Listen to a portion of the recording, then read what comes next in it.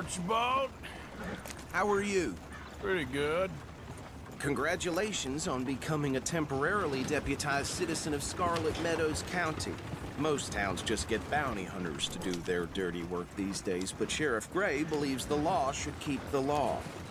So, these moonshiners. Not just any moonshiners, Braithwaites. I told you about the Braithwaites. Pretty sure you did. Old Cotton family had a fortune at one point until, well, a few changes in the labor laws. Now they're dealing in moonshine. We found their stills hidden all over Lemoyne. Quick as we destroy one, another one pops up. You could call it a pitiful fall from grace, if they had any grace to start with. I have no time for tax dodgers. Not to mention the fact that Catherine Braithwaite has a rather expensive interest in thoroughbred horses to maintain. But I heard something about it being gold these families were fighting over. Well, that's the rumor, but the Grays and the Braithwaites think the others stole a fortune from them. But it happened so long ago, I don't know for sure if it's true. Must be tough being rich, huh? So I imagine.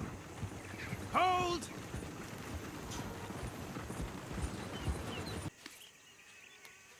Okay. We should get going. Just glad. Would you mind taking the reins? I want to have a look at these papers. Sure. Okay.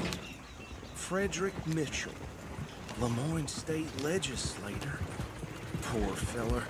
Yes, this certainly smacks of the Raiders to me.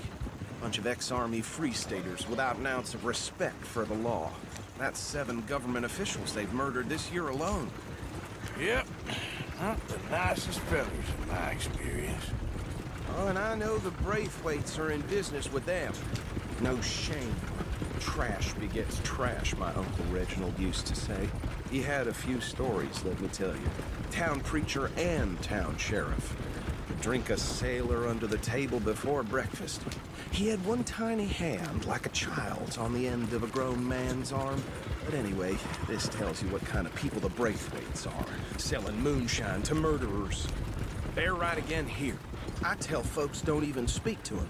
Don't even look him in the eye. I'm sure I wouldn't.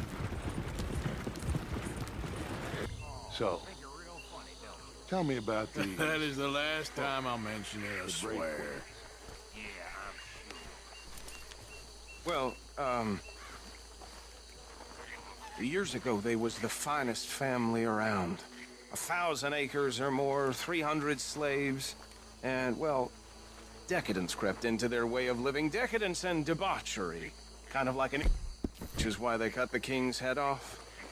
And at the same time, the Grey family came from Scotland recently, maybe 120 years ago.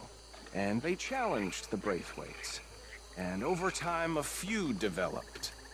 With the Greys being right and proper in pretty much everything, and the Braithwaites being uncivilized and English in their manners, if you know what I mean. And so it has gone on like this for years. Please tell me you're almost done, Arthur. Sure.